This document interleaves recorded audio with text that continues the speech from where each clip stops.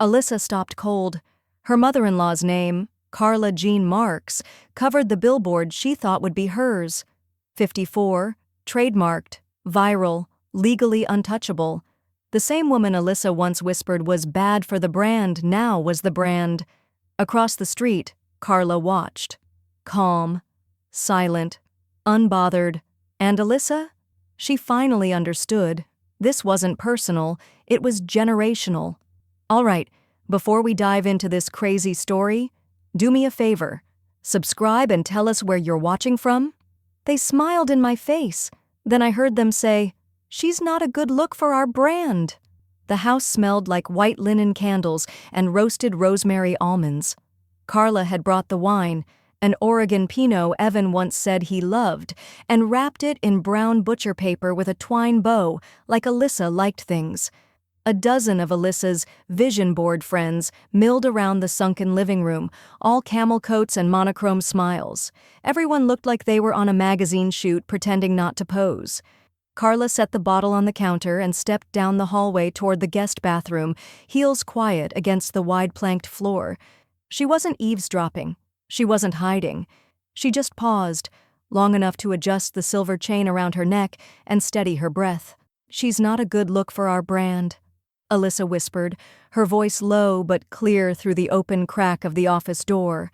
The kind of whisper that knows it's safe. Laughter followed, light, dismissive. Her mother's voice chimed in, Betsy with the always tight blowout and the $300 belt she pretended was vintage. "Sweet woman. But image matters. This is legacy minimalism. Clean lines, not cardigans and grandma rings." "Right," Alyssa giggled, almost apologetic. "She means well, I just don't want to fight the aesthetic uphill." A beat. "I mean, it's his mother, but Evan gets it. He knows branding." Carla stood still, holding nothing but the moment, and the truth that had finally spoken itself out loud. She didn't blink, didn't move.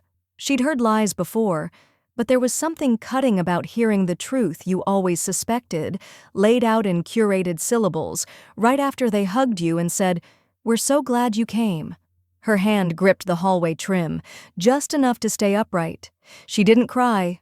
Instead, she walked back down the hallway, composed, adjusted the sleeves of her tailored black jacket, more structured than the soft layers Alyssa favored.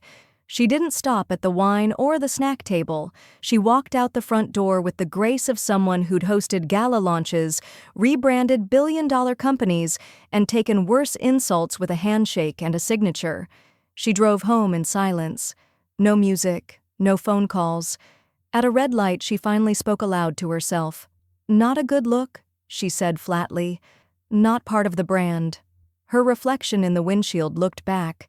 Silver-streaked hair, steel blue eyes, a face that had carried loss, raised a son, and coached 5 CEOs into the Fortune 500. She looked damn good for 62, and she knew it. That night, barefoot in her kitchen, she poured herself a glass of the same wine, the one they didn't even uncork. The laptop clicked open. She typed slowly, carefully, how to search if a brand is federally registered. The federal database loaded like an old friend she hadn't seen in years. She started digging. Keywords, company names, possible spellings. She'd taught junior staff how to do this in 1998. Now she did it for herself. And there it was. A teaser post from Alyssa's Instagram, only 24 hours old. A grainy close-up of cream-colored linen with embossed letters stamped into the corner. 54. Lifestyle and values. She rolled the name on her tongue like a flavor she didn't recognize. Lifestyle. In. Values. Carla exhaled once. No registration, no business entity filed. She took another sip of wine and smiled. She finds the name. LIV. Lifestyle in Values. No trademark listed. They had a vision board. I had a filing cabinet full of NDA clauses.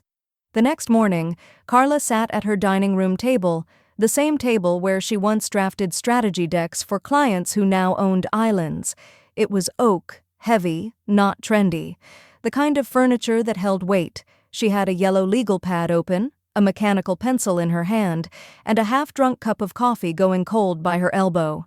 She started where all things modern and foolish did, Instagram. Live by Alyssa. There it was, in blush serif overlaid on a pale beige background, accompanied by a caption full of lowercase intention. Coming soon. Legacy is a lifestyle. Carla let out a small, humorless laugh. Legacy wasn't a lifestyle. It was a damn ledger. She opened her laptop again, this time with sharper intent. Domain registrar tabs, the Secretary of State business search, digital footprint crawlers. Like muscle memory, her fingers returned to the pace she hadn't needed in years. The silence in the room was clinical, but her pulse had a rhythm. She kept thinking of how they'd said it. Not a good look. That wasn't branding. That was erasure. By the time the afternoon light shifted across her living room floor, she had a legal pad filled with scribbles and timelines. 3 domain options purchased. Every variation of Live by Alyssa, secured, locked, pointed to nowhere. Then she clicked on a contact she hadn't used in 11 years. Judith Prentice, IP attorney, bulldog in pearls. Carla Jean Marks, came the voice on speakerphone, sharp and amused. Well, damn, either you're launching a billion-dollar brand or burning one down. Carla didn't smile. Why not both? Judith whistled. I'm intrigued. They met the next morning in a cafe near the courthouse where everyone wore dark suits and knew the difference between suggestion and strategy. Judith flipped through Carla's file, her red-rimmed reading glasses sliding halfway down her nose. You're thorough. I was trained well, Carla said. By myself. Judith pulled a tablet from her briefcase and typed quickly. No trademark filed, no LLC registration under that name. They've been playing like the rules don't exist. Carla sipped her espresso, calm as a bomb. Judith leaned forward. You want to secure this under your name? Carla shook her head. Under a shell. I don't want the satisfaction of recognition. I want the silence of leverage. Judith's grin curved slowly. That's so you. By noon, it was done. Carla's newly formed LLC, Legacy Integrated Ventures, was the federal owner of the trademark LIV in 3 categories: personal wellness, digital media, and branding services. Exclusive use across all platforms? Judith asked. Carla nodded. Start to finish. I want it like a castle moat, wide, deep, full of legal gators. They left the cafe without fanfare. Carla walked the long block to her car alone, breathing in the cold. It was a precise kind of chill, the kind that woke your spine without needing to shout. By evening, her inbox pinged. From Judith Prentice. Subject, filed and accepted. The text inside was only one sentence. They're now legally infringing. Carla leaned back in her chair, cracked her knuckles, and looked out the window as the city started to dim into its evening hush. She said nothing, but inside, something ancient and deliberate had turned on. Judith texts, trademark accepted. They're now legally infringing. They wanted legacy. I gave them legal history instead. The next morning, Carla woke before the sun. She brewed her coffee dark and strong, no cream, no sugar, just like she liked her strategies. Her browser tabs were already open. She refreshed the domain registry one last time, just to confirm. LIV by ALYSSA.com, still unclaimed. 3 keystrokes, a click, a credit card number, purchased. She leaned back, not triumphant, just methodical. This wasn't revenge, this was reclamation. She redirected the domain to a simple blank page. Coming soon. Trademark protected. That was it. No name, no explanation, just a message written in cool corporate font, the kind that made people nervous without knowing why. Across town, Alyssa sat cross-legged in her co-working space, iced matcha at her side, her perfectly curated soft launch calendar open in another tab. When she clicked the domain she'd just announced the night before, her face paled. Nothing but white space, and that single line. She stared at it for 10 seconds before calling the intern. Did you mess up the domain redirect? It's blank, and it says it's protected. No? The girl stammered. You hadn't even registered it yet. Alyssa's jaw clenched. Then who did? She tried to access the DNS settings, but the GoDaddy portal showed it under private protection. Every Hui's lookup hit a firewall. Meanwhile, Carla sat at her desk uploading stock images to a newly built landing page. Women in their 50s, 60s, 70s, black, Latina, white, Asian, smiling, serious, grounded, the kind of faces you don't see in aspirational branding unless they're selling joint supplements. She added a line in bold under the header, "Reclaiming Real Legacy." Alyssa's team noticed the page that afternoon. Evan called that night. "Mom," he started, "did you see this site? It's called LIV by ALYSSA, but it's not hers."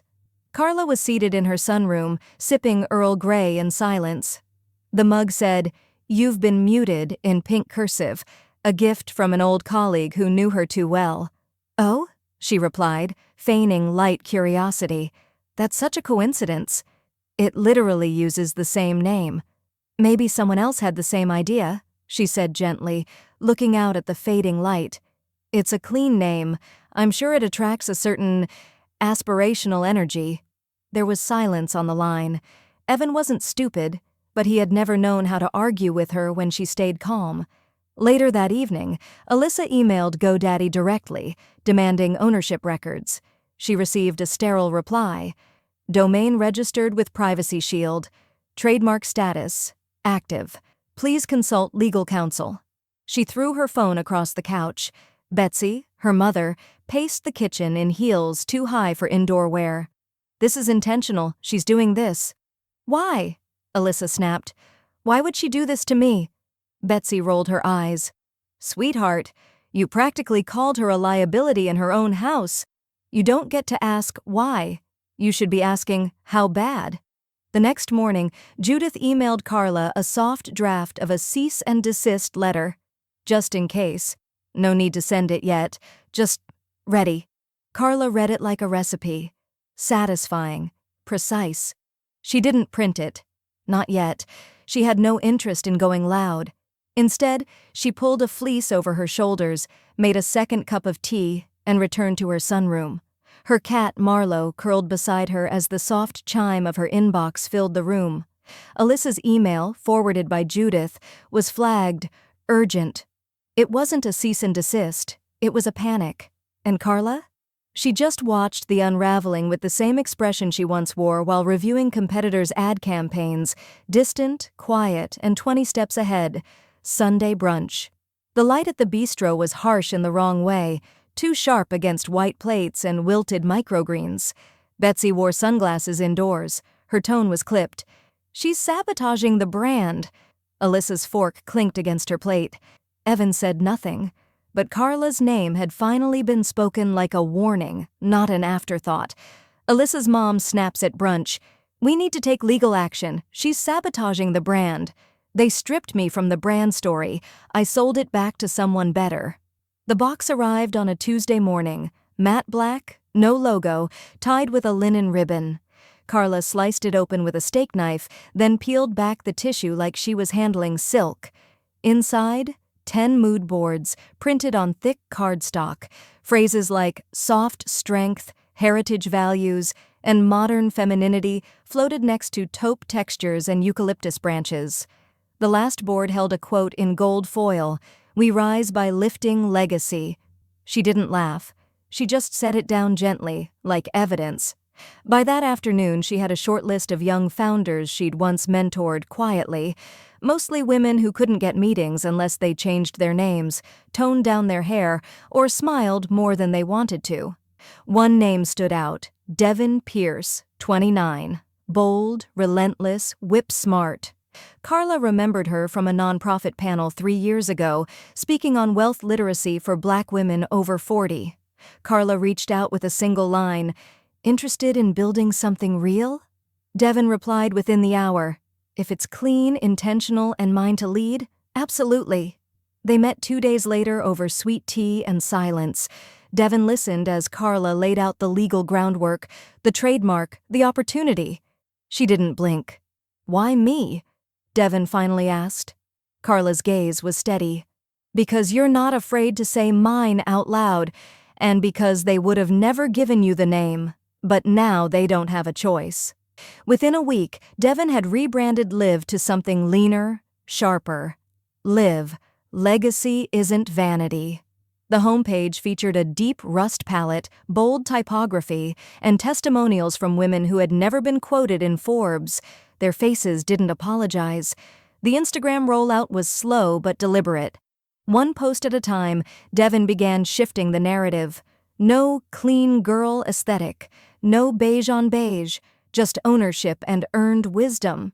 Across town, Alyssa sat frozen in a meeting as her junior designer said, this other LIV site, it launched. It's everywhere. Like, actual launch. What other 54 site? Alyssa snapped, heart thudding. Her team projected it onto the conference screen. Devon's face stared back, poised, authentic, powerful. Evan got the call an hour later. "We need you to talk to your mother," Betsy said, tight-lipped.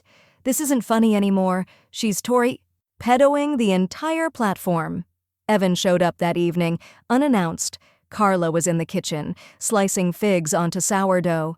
"Mom," he said, standing with his hands in his pockets like a teenage boy caught out past curfew, "I just need to ask, is this you?" Carla didn't turn around. "Is what me?" "This thing, this site. Devon, Eliv." She plated the toast, added a small drizzle of honey, then finally turned. "You married her," she said evenly. "You didn't divorce me." He looked stunned, like he hadn't expected clarity to sting more than confusion. She placed one of the toasts in front of him, along with a fresh cup of tea. "Eat, you used to like this." He didn't move. She did. By nightfall, the 54th Instagram had tripled its followers. Women over 50 flooded the comments. "Finally! This is what we needed. Where has this been?" Carla sat on her sunroom sofa, legs tucked beneath her, as her phone buzzed against the cushion. Judith. She didn't answer at first, just let it ring once more before picking up. Judith didn't waste time. "They've just filed an emergency copyright claim," she said, clipped. "Want to hit back?" Carla looked out the window at the moonlight filtering through her hydrangeas, her lips curling at the edges. Judith calls. "They've just filed an emergency copyright claim. Want to hit back?" "They came at me with Instagram. I answered with federal paperwork." Carla sat at her desk, the windows cracked to let in the first true spring air. It smelled like rain on concrete and something blooming too soon. Her printer hummed softly beside her, pages of timestamps, contracts, notarized statements. At the top of the file, Legacy Integrated Ventures DBA LIV filed 3 weeks ago, first use in commerce, 2 days before Alyssa's teaser post. Judith was already moving. "They're trying to leverage copyright," she said, voice tight over speaker, "but your usage, branding, domain registration, everything's in place. If they want to play federal, let's play federal." Carla didn't hesitate. "File it." Judith's fingers clicked like small percussion through the phone. 2 hours later, Carla posted a photo to the 54th Instagram. Not her face, just her hands, creased, powerful, resting on an open notebook with notes in her tidy script. The caption read, "Excited to debut a brand rooted in real work and real women. Coming soon. Built to last." No hashtags, no names. Just a whisper that sounded like thunder to the right ears. Alyssa saw the post while waiting in line for a networking luncheon. Her chest tightened. "What the hell is happening?" she muttered. One of her investors had already texted that morning, "Need to pause until your IP situation's resolved. Can't afford exposure." Another followed. "Talk to legal. This mess isn't worth the brand equity." By the end of the day, 4 had pulled out. The group chat with her launch team had gone quiet. Radio silence was the loudest sound of all. Carla didn't gloat. She made soup. She called Devon to go over the mentorship feature series. She let Marlo knead into her lap while reading a paperback she'd started 3 times, but never finished. The unraveling didn't require her attention. It was already happening. By Thursday, the 54th inbox had tripled in volume, women writing in from Atlanta, Minneapolis, Seattle. "You made me feel seen." "Where can I buy a hoodie?" "Please speak at our chamber event." The comment section was flooded with the phrase, "real work, real women." Carla forwarded the analytics to Judith with a single line, "Momentum confirmed."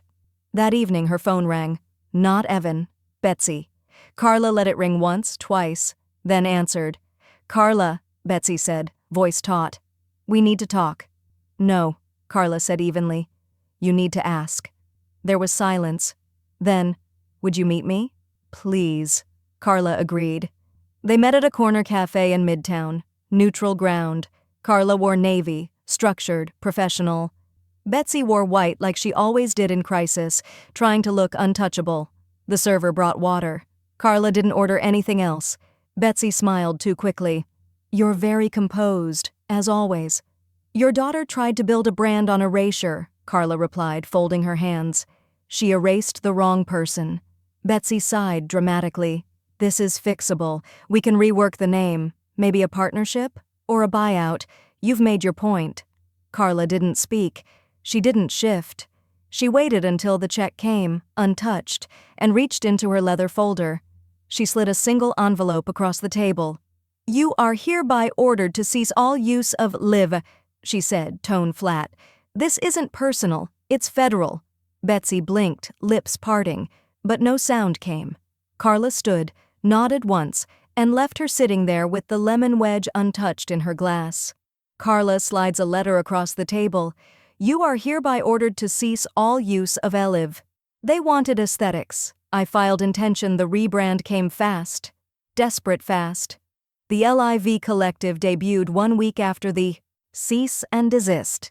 Sleek, sage-toned, and aching for reinvention. The logo was a soft serif wrapped in a circular vine motif. The tagline read, "Rooted in values. Grown together." Carla saw it by accident. Devin texted a screenshot with a caption that simply read, "They're flailing." She didn't reply.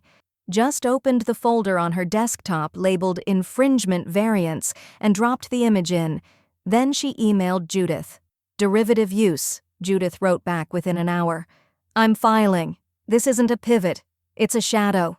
Carla gave the green light with a single word. "Proceed." By Friday, Liv's digital team had queued up their next campaign. A muted montage of women, tattoos, crow's feet, wheelchairs, gray roots, nursing babies, taking meetings in home offices lit by warm lamps. A single line stitched the transitions together. "Who tells your story matters." No tags, no targets, just truth. The TikTok came out of nowhere, shot by a college senior in Missouri who'd watched her mother cry after being passed over for a promotion at 58. In the video, she held up a sweatshirt from Carla's LIV line and said, "Not sponsored, just real. My mom wears this now. She says it feels like armor." 3 million views by Monday. The comments lit up. "Okay, but this brand? It's giving grown woman energy. Finally something not built on beige lies." "My mom and I both ordered. First time that's ever happened." Alyssa tried to clap back with a pastel carousel post, soft quotes about growth through grace, a flat lay of dried citrus and blush pink journals, a caption that read, "We rise. We reimagine. We continue." The post sat like a ghost. Few likes, even fewer comments. Carla didn't speak publicly, not once. Her silence was surgical. Judith, however, didn't stay quiet. She forwarded Alyssa's attorney a new letter, less polite this time. "Your client is using stolen intellectual property. Your client is misrepresenting the origin of her brand. Your client is advised to cease and comply immediately." The reply came late, drafted like surrender but framed like strategy. A plea to resolve amicably. Carla flagged it and archived it. No reply needed. Instead, she redirected her energy to something productive. She opened a blank document and typed the working title, LIV Women's Grant Program, Funding Second Acts. Her concept was simple, $5,000 microgrants for women over 45 launching their own ventures. Applicants would submit a short essay and a business idea. No deck, no pedigree, just purpose. By the end of the week, Devin had secured 2 angel donors. One of them had been a former client of Carla's from a decade ago, someone who still kept a signed thank you note on her desk. As Carla read through early applications, some typed in all caps, some handwritten and scanned, she felt the familiar tension of build mode return, the part of her brain that didn't just want to win, but wanted to reframe the game entirely. Then her phone buzzed. Alyssa's handle, private account, a single story post. No caption, a photo of a woman alone on a bench in a glass conference room shot through the reflection of her own laptop screen. The quote pasted over it in plain Helvetica. "Betrayal cuts deeper when it comes from blood." Carla stared at it, and for the first time in months, she didn't feel like smiling. She felt like finishing what she'd started. Alyssa posts a cryptic story. "Betrayal cuts deeper when it comes from blood." She called it betrayal. I called it trademark defense. The event wasn't announced. No press releases, no evites splashed across curated inboxes. Carla preferred to call it a gathering, though every detail had been curated with the kind of care only a seasoned strategist knew how to render invisible. The location, a converted bookstore tucked between a bakery and a flower shop, smelled faintly of old pages and beeswax. The space didn't scream legacy, it simply breathed it. She arrived an hour early, wearing navy slacks, low-heeled boots, and a crisp white shirt without a single logo or brooch. Her hair was pulled back in a soft twist, and her only accessory was a single bracelet engraved with the phrase, "Legacy isn't vanity." Devin met her at the entrance carrying a short list of names. No last names, no titles, just a small network of women over 45 who had been selected for what Carla had called quiet resonance. Some were early career retirees, some recently divorced, some simply tired of being invisible inside spaces they once built. They sat around mismatched tables, sipped herbal tea from ceramic mugs, and wore sweaters that didn't need to be designer to be dignified. A few of them recognized each other. Some hugged without saying a word. No one pulled out a phone to take a picture. It wasn't about being seen, it was about not being erased.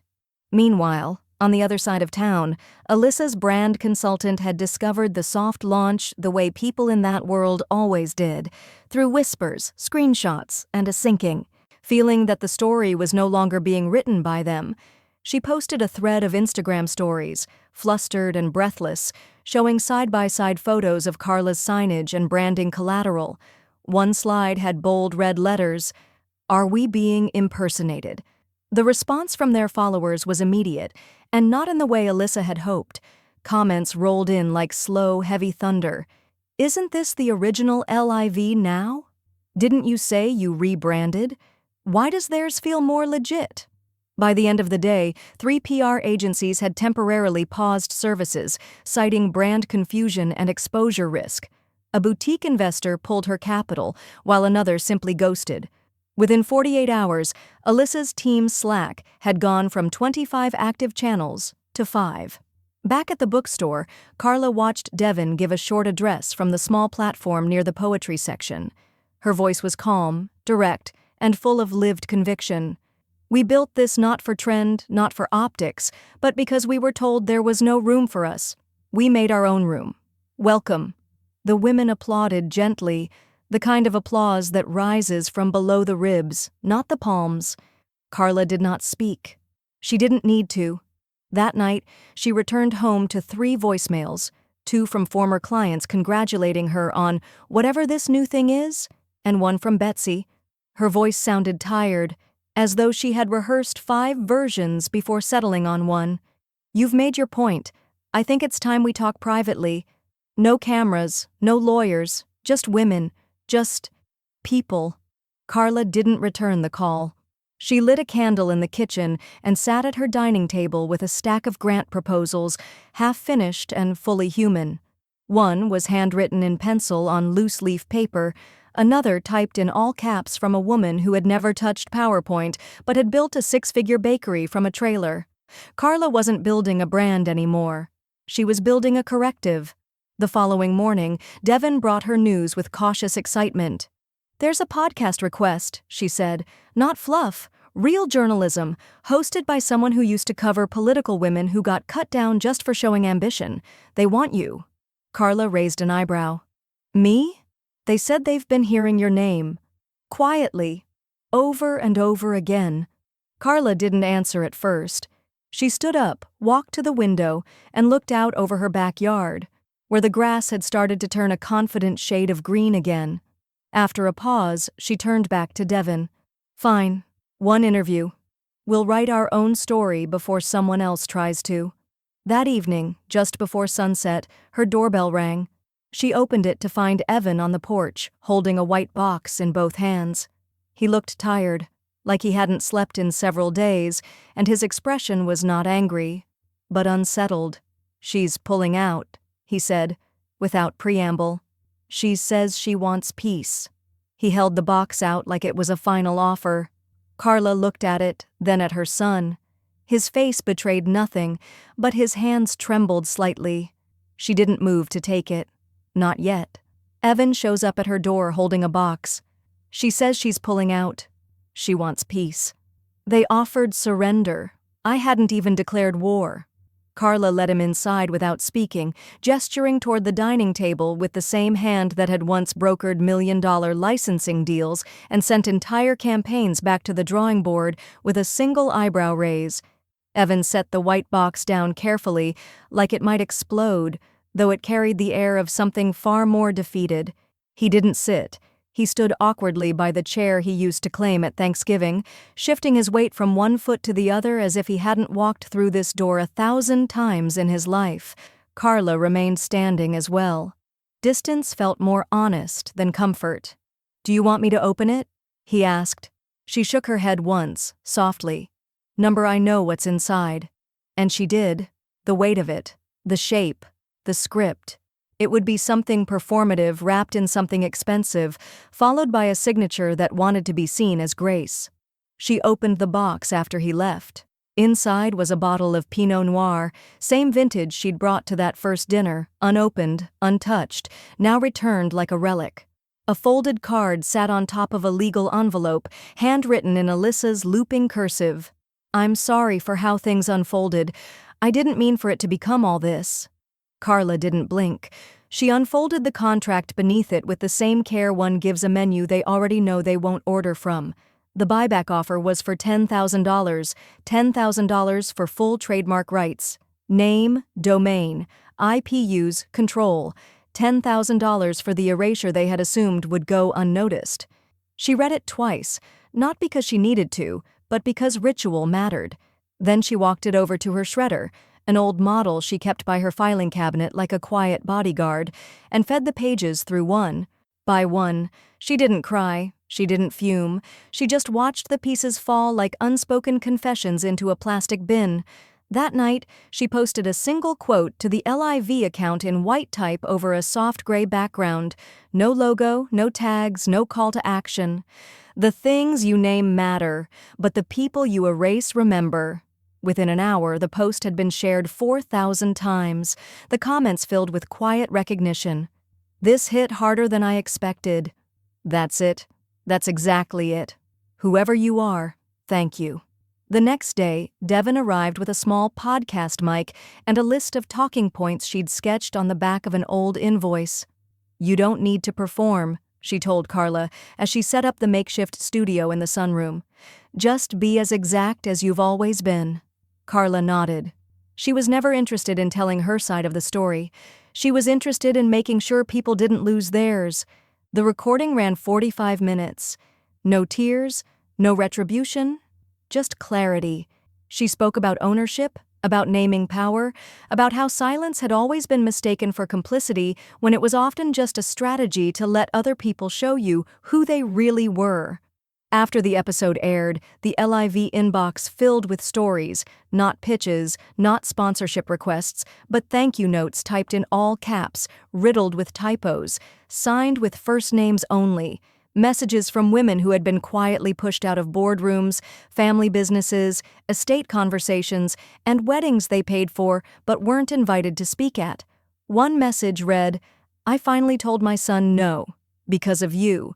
Another, "My name is on the bakery now." It wasn't before. Carla didn't reply to them all, but she read every word. That weekend, she hosted her first online workshop. Only 10 women. No slides, no breakout rooms, just a spreadsheet, a checklist, and her voice walking them through how to register, protect, and define their own work. It wasn't coaching.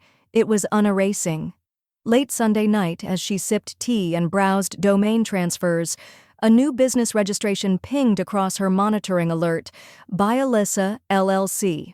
She paused for half a breath. Then, with the same precision she'd applied to every step before, she typed, by ALYSSA.com. The domain was available. She bought it. No hesitation, no ceremony. Alyssa files for a new LLC. By Alyssa, LLC. Carla buys the .com that night. She branded herself with my last name. I made it unmarketable. The email alert came through at 5:42 a.m., just as the first streaks of pale orange slipped between the wooden blinds of Carla's kitchen window. She was already up, her second mug of coffee still too hot to sip. The subject line was curt, almost clinical. New filing, by Alyssa, LLC, USPTO pending review. Carla read it twice, not because she was surprised, but because she found it oddly poetic. Alyssa hadn't just moved on, she had moved on by branding herself with Carla's legacy. Her son's name, her family line, her legal imprint. A name that, for 35 years, Carla had signed beneath every contract, proposal, tax return, and school field trip form. By Alyssa. As if identity could be reverse-engineered with a sans serif font and a new LLC. Carla closed the notification and opened her own legal dashboard. The application window for federal trademark registration had a familiar rhythm. She filled in the form slowly, intentionally, classifying by Alyssa trademark under educational services, branding workshops, female entrepreneurship consulting. Not because she needed it, but because she could. 3 clicks and a digital signature later, the name belonged to her. Again. By the time Alyssa's legal team tried to push their application through, it flagged immediately as a duplicate in conflict. A prior claim, pre-filed, in the exact class they intended to use. The silence lasted 3 days. Then came Evan's email. Subject line, why?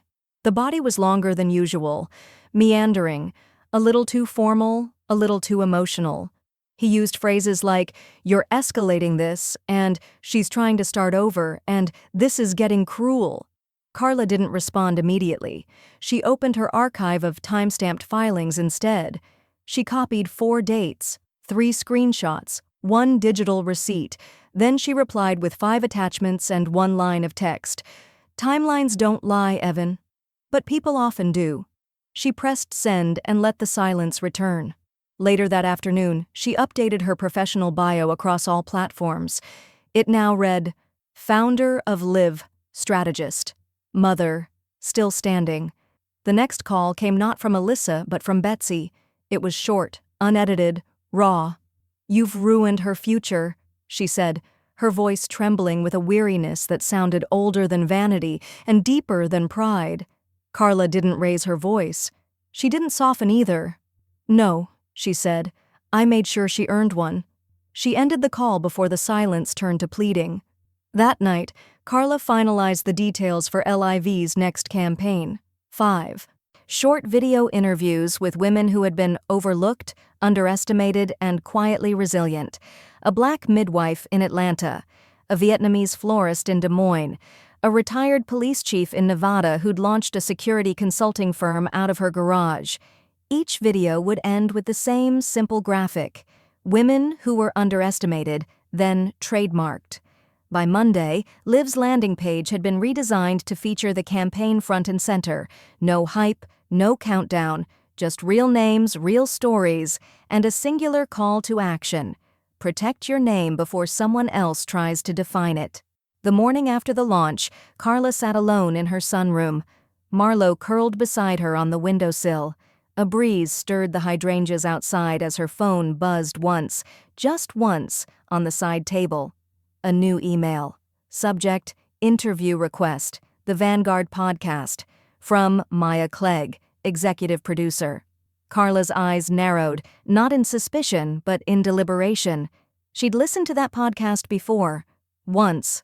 Long ago. A quiet interview with a woman who'd walked away from a Fortune 100 board seat to raise her sister's children. The episode had stuck with her for weeks. She opened the message. We've followed your work with LIV for months. Your story is reshaping how women over 40 think about control, credit, and correction. We'd be honored to feature you." Carla didn't smile, but something beneath her ribs loosened. Not triumph, not vindication, just space.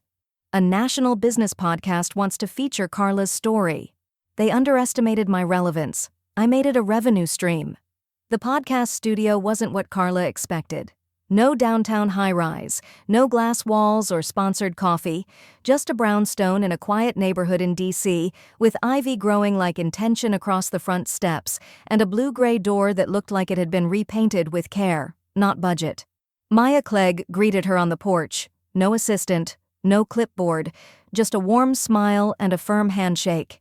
Inside, the recording room was soundproofed with books, not foam. Shelves lined the walls, memoirs, business case studies, grief journals, strategy Bibles, the kind of place where stories went to live instead of perform. Carla adjusted the headphones over her ears and sat across from Maya, who offered her water, not coffee. The mic in front of her glowed red. "We're rolling," Maya said softly. "Start wherever you want." Carla paused. She didn't fidget, didn't clear her throat, just let the silence stretch far enough to feel like ownership. "She called me a bad look," Carla said evenly, "so I gave the world something better to see." Maya blinked, just once, and then nodded. "Tell me what happened after that." For the next 40 minutes, Carla did what she'd always done: speak precisely, without apology. She told the story not as revenge, not even as reinvention, but as redirection. About how women over 50 are routinely written out of the brand narrative, not because they've lost value, but because their value is harder to co-opt. How silence had always been her sharpest blade. "I didn't start LIV to hurt anyone," she said. "I started it to protect something I spent 30 years building, the ability to define myself."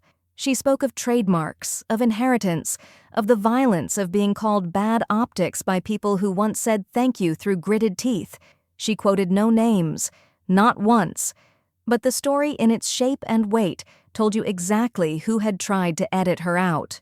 By the end, Maya leaned back and said simply, "That was a masterclass." The episode aired the following Tuesday. It didn't go viral in the traditional sense. No TikTok trends, no mashup clips, just quiet sharing. Women forwarding it to daughters, sisters, college friends, book clubs. The listen count doubled every 6 hours. By Thursday, a rep from a sustainable boutique chain in Portland emailed LIV's team, asking if they could carry the line in 5 stores. By Sunday, a digital platform focused on women-owned brands had added 54 to their featured rotation. Alyssa's final investor withdrew that same weekend, citing ongoing issues with brand clarity and cultural momentum. 54, it turned out, had become the culture. Carla didn't celebrate. She didn't even flinch. She responded to the boutique rep with gratitude and a custom wholesale catalog. She met with Devon to finalize their mentorship grant recipients. She declined 2 of the speaking offers, accepted 1, chose them with care, like selecting heirloom tomatoes at the market. She also began consulting quietly, deliberately, with a handful of women in midlife launching second acts. No ad campaigns, no LinkedIn announcements, just referrals. An artist in Austin rebranding her studio, a former HR director starting a nonprofit incubator in Detroit, a baker in Vermont applying for her first EIN. Carla offered them the blueprint no one had ever given her. Then one afternoon, as the sun dipped just low enough to make the shadows stretch, along her hardwood floors, her phone rang. She didn't recognize the number, but the voice that followed was unmistakable. "Hi," Evan said. "She wants to apologize. To you, in person." He didn't say Alyssa's name. He didn't need to. Carla stood in her sunroom, still holding the ceramic mug she'd poured an hour ago and never sipped from. She didn't speak. Not yet. Evan calls. She wants to apologize. To you. In person. She wanted peace. I wanted memory. The cafe sat at the edge of a cobblestone square, the kind of place people discovered by accident and then claimed as their own secret. Carla arrived 5 minutes early and chose the farthest table from the windows. The light outside was already soft, sun tipping low over the roofs like it had grown tired of shining. She didn't order, just folded her hands in her lap and waited. Alyssa entered 2 minutes late, wearing a cream blazer over a blouse that looked like it had been steamed but not chosen. Her hair was pulled back too tightly. No jewelry, no branding, just a woman trying not to be seen and not knowing how. She sat without speaking. For a moment, neither of them looked at the other. "I didn't want to write it in an email," Alyssa finally said. Her voice wasn't rehearsed, but it had the rhythm of something practiced. Carla nodded once, almost imperceptibly. "I was pressured," she continued. "They wanted perfect optics. Everything I've done, from the name to the photos to the language, it was all suggested, over and over again. From the moment Evan and I got engaged, it was like I was already being cast in a role." Carla didn't flinch. "And you accepted it." "I thought I had to." "No," Carla said quietly. "You thought you'd benefit from it." The silence between them wasn't sharp. It was thick, like air before a thunderstorm. Alyssa picked at the edge of her napkin, unraveling a single thread. "I didn't mean to erase you," she whispered. "I didn't realize what I was doing until I held the mirror up," Carla interrupted. "Until you saw your reflection in the paperwork." Alyssa didn't argue. Her shoulders sank, just a little. "I'm sorry," she said again, this time without any scaffolding.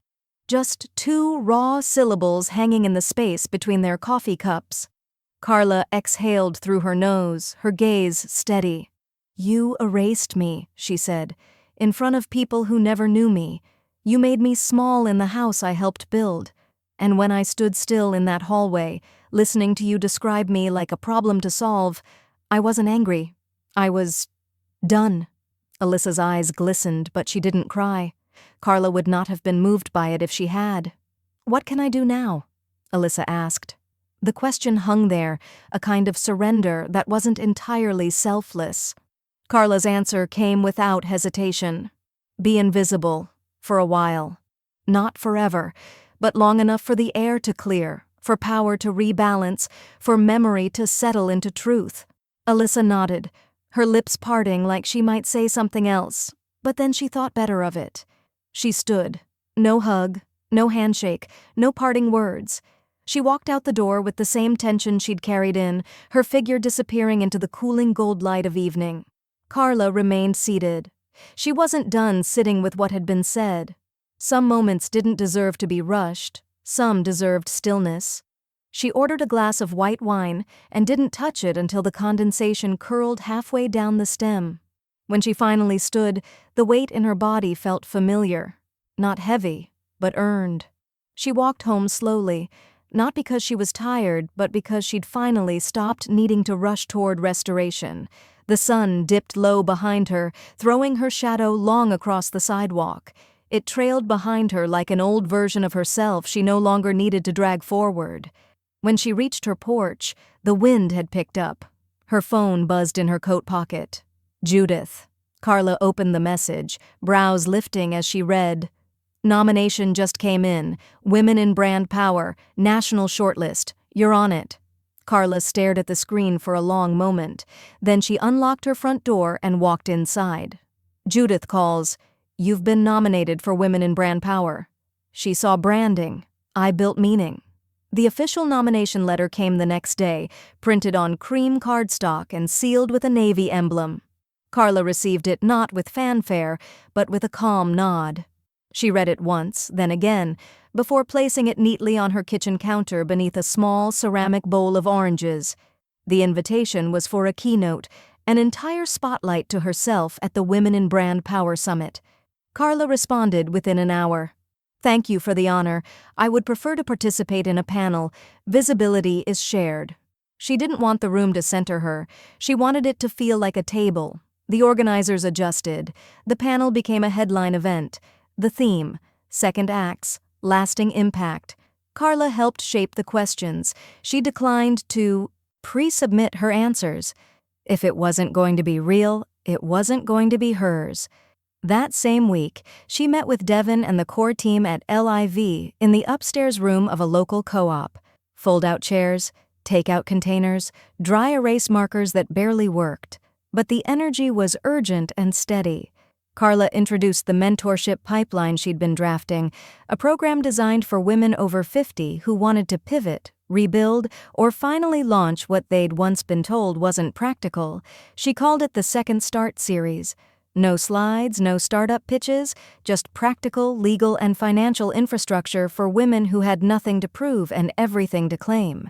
The press took notice, but not because she asked them to. A small business newsletter in Boston ran a piece titled, "LIV by Legacy, the brand that got it right." Then a financial podcast echoed the phrase. Then an online publication in Denver. Within weeks, the tagline became something women began saying to each other on social media, at networking events, in group texts between friends who had once sat at lunch tables in companies that no longer remembered their names. Carla, for her part, never mentioned Alyssa, not in interviews, not in blog posts, not even in the fine print. The power wasn't in omission, it was in irrelevance. She kept her focus on the people who had never tried to erase her. At month's end, she hosted a private dinner at her home for the first wave of women mentors in the pipeline, 10 in total. No press, no name tags, just long platters of roasted vegetables, 3 kinds of wine, and soft jazz on a speaker in the corner. They passed around stories the way others might pass dessert. One woman had launched a late-in-life career as a real estate broker. Another was producing her first short film. No one asked for business cards. Carla wore navy again, always navy. She poured glasses with a steady hand, listened more than she spoke, and only clinked her glass to say one thing. "This wasn't created to celebrate me, it was created to stop forgetting you." The next morning, 2 envelopes arrived by mail. One was handwritten in blue ink from a client Carla had worked with 15 years ago, a pharmaceutical executive who had once refused to take the stage at her own company's product launch until Carla redrew the entire campaign around women's autonomy. The note read, "Still learning from you. Thank you for never choosing the spotlight. Even now it finds you anyway." The second envelope contained confirmation of her final filing, "Still living trademark," a personal mark designed to live outside the structure of any business entity. Just hers. It wasn't tied to profit. It wasn't tied to optics. It was just the truth of what she had built and where she was standing now. Late that evening, her phone buzzed once on the nightstand, a message from Judith, followed by a forwarded email. Subject, feature request, Essence and Edge magazine. "We'd love to photograph you in your element. Your story deserves to be seen." Carla sat with the message for a moment, then closed her laptop and walked into the kitchen. She poured herself 1 glass of wine, then she opened the window and whispered, "Yes." A glossy magazine requests a photo shoot. Carla says yes. "They tried to define me. I copyrighted the truth." The morning light poured through the kitchen windows in long, undisturbed lines. Carla stood at the sink, not washing dishes, but simply holding the porcelain rim, staring out at the hedges she'd trimmed herself last fall. Something had shifted inside her, not the kind of change that arrives with trumpets, but the kind that takes up residence so gradually you don't realize it's there until it's part of the walls. On the table behind her sat a simple folder. Inside, the application to federally register her own name. Carla Jean Marks. She reviewed it one final time, her fingers hovering over the digital signature pad. She wasn't doing it for recognition, not for press, not for posterity. She was doing it because she'd spent her entire adult life building platforms that bore other people's names: CEOs, founders, political candidates, wellness influencers who smiled wide on her strategies and never once said thank you. Now her name would belong to her, on paper, in court, in full. She clicked submit. Somewhere between that click and her second cup of tea, her phone buzzed with a link from Judith. Essence and Edge magazine had published their feature early. The headline read, "The Silent Strategist of Generational Power, Carla Jean Marks isn't building a brand, she's correcting a system." The photos were black and white, clean, honest, textural. Carla seated at her desk, standing in front of her sunroom windows, laughing beside Devin outside a cafe. Not posed, just present. She read the article once, slowly. They had interviewed mentors from the pipeline, former clients, women she'd never met but who'd attended her workshops and walked away changed. None of the quotes mentioned revenge. They spoke of clarity, dignity, ownership. Her inbox doubled in a day. Devon called that night with a number neither of them had said aloud yet. "We passed 6 figures," she said, "in revenue. LIV cleared it by mid-quarter." Carla blinked once, then smiled, not broadly, but like someone who had suspected this day would come and had already planned her next move. "That's not just a number," Devon added, "that's velocity."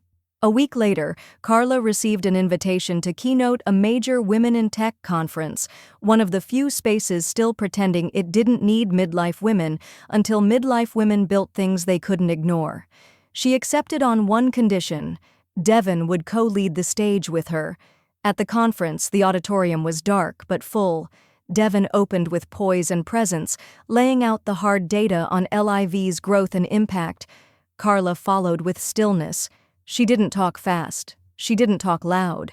But when she spoke, even the AV techs in the back of the room stopped what they were doing.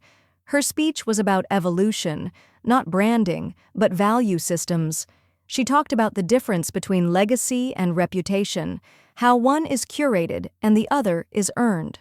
During the Q&A, a woman from the second row stood and asked the question that finally named the elephant in every room.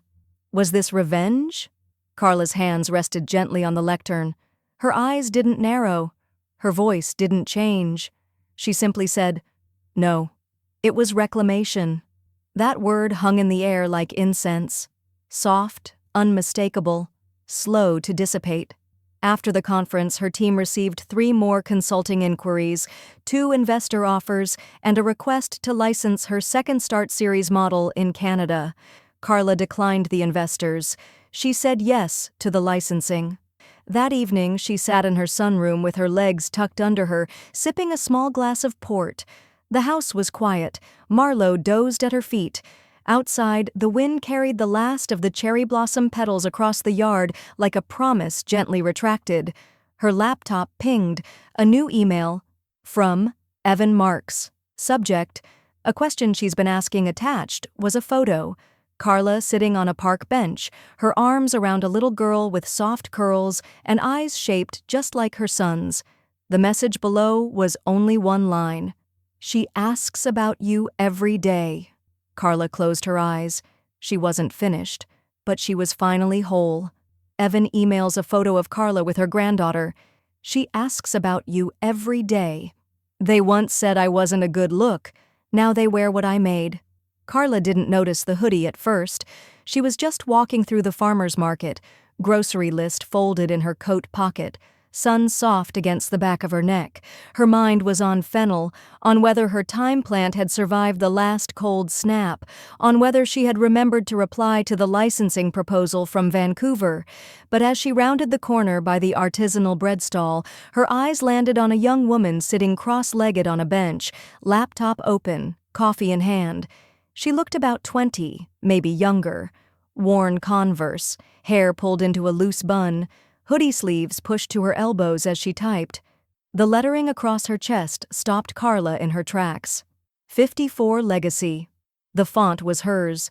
The shade of charcoal, the slightly raised embroidery, the subtle crown symbol nestled beneath the last Y, every detail unmistakable. The girl didn't look up. She was in the zone. Editing something, it seemed, or responding to a professor's comment thread. Carla kept walking. She didn't smile. Not exactly. But her face softened with a kind of inward recognition. The hoodie didn't need context. The moment didn't require words. Something she'd built, quietly, fiercely, without permission, had found its way into the bloodstream of a generation that didn't know her name, but wore her value. Later that evening, she sat at her desk sorting mail when she opened a small envelope postmarked from rural Ohio. No return address beyond a first name, Tasha. Inside was a handwritten letter, blue pen on lined notebook paper. "Ms. Carla, I listened to your podcast twice. Then I played it for my mom. I was scared to start my business. I've got 2 kids and no savings. But hearing you talk about ownership made me feel like maybe I wasn't foolish for wanting more. I filed my LLC this morning. It's called Bread and Bloom. I just wanted to say thank you. You made it make sense. Tasha H. Carla folded the letter neatly and placed it in her bottom drawer, the one she'd labeled Testament in black marker on a quiet evening 2 years ago. That night, she updated her living trust. When she died, 100% of LEV's ownership and profits would go directly to a rotating slate of women-owned nonprofit ventures, with priority given to over 40 founders, first-time applicants, and single mothers. She wrote it simply. No flourish, just clarity. Afterward, she called Devin. I think it's time, Carla said. One last campaign. Then I step back. Devin didn't ask for a reason. She understood timing was sacred for women who'd spent most of their lives being told to wait for one. They built it quickly. Nothing flashy. A limited run. A simple black tee, soft as breath, printed with 5 white words across the chest, trademark your value, before someone else tries to. The campaign launched at noon on a Tuesday. By 3:17 p.m., every shirt was sold. Within the week, the phrase started popping up in unexpected places, an email signature from a high school principal, a tattoo posted on Instagram with the caption, Late bloomer, still blooming. The last box of campaign materials sat in Carla's garage, sealed, ready to be archived. She didn't need to wear the shirts herself. She had lived every syllable. That Friday, just before sunset, Devin forwarded a screenshot from LIV's social media monitoring app. It was Alyssa, standing in front of a 54 billboard in Lower Manhattan, graffiti tagged on one edge but still bold, still unmistakable. The tagline from the campaign just barely visible behind her shoulder. No caption, no tags, just her, looking straight into the camera, as if waiting for someone to decide what it meant. Carla set her phone down on the table beside her glass of wine. She didn't say anything. She didn't have to. Alyssa posts a photo in front of a 54 billboard, no caption. I wasn't their vision, so I became the foundation. The room wasn't large. It didn't need to be. Levy's final board meeting under Carla's leadership took place in the same co-op space where the mentorship pipeline had first been sketched in dry erase marker. Someone had replaced the chairs since then, now upholstered in deep sage. But the long wooden table remained, slightly uneven at one leg, still marked by a faint ring from Devin's forgotten chai. Carla took her usual seat at the head, though she wouldn't call it that. She wore soft gray today, not navy. No pins, no laptop. Just a thin leather folder resting in front of her, sealed with a single clasp. Devin sat to her right. The team filled in the rest of the chairs. Program leads, financial stewards, 2 women from the Second Start cohort who now served as advisors. They all waited, not impatiently, but reverently. This wasn't a celebration. It was a transition. Carla looked around the room once before speaking. You already know what to do, she said. You've been doing it. No speech, no PowerPoint, just that. She unfastened the folder. Inside, protected by archival plastic and flanked by 2 notarized copies, was the original federal trademark certificate for LIV, dated, sealed, and signed in ink that had long since dried. She turned to Devin and slid it forward. It was never meant to end with me, she said. Devin reached for it with both hands, as if accepting something sacred. There were no tears, just a kind of reverent stillness, like watching a page turn in a book too good to rush. The photographer from Essence and Edge waited quietly in the corner. She'd been given permission for 1 image only, a final board shot, no posing, no rearrangement. Carla stood for the photo. Devin stood behind her. The others stayed seated. In the frame, Carla is centered. Devin anchors the next horizon. When it was done, Carla nodded her thanks and walked out without ceremony. No applause, no procession, just the sound of the old door closing behind her like punctuation. At home, she stepped out of her shoes, walked through the quiet, and placed the now empty folder on a shelf in her study. The label read, Closed Cases. The sun had angled its way into the living room, casting long lines of warmth across the floorboards. The silence wasn't hollow. It was full, like a room that had seen things and kept its mouth shut out of respect. Carla poured a small glass of wine, Oregon Pinot, always, and settled into her chair by the window. She didn't need music. The quiet was enough. Her phone buzzed on the table beside her. One message, no subject line. It was from a mentee, a name she barely remembered, one of the early applicants who had submitted her business plan in bullet points, typed on a borrowed library computer. "Thanks for seeing me before I saw myself." Carla closed her eyes for a moment, not to rest, just to feel the weight of it. Some things didn't need to be framed or published to be real. She took a sip of wine, the light curling over her shoulder like closure. Outside, a child's laugh echoed faintly from somewhere down the street. She smiled. Not for the camera, not for the brand, just because the work had held. They built a brand around image. I built one around ownership.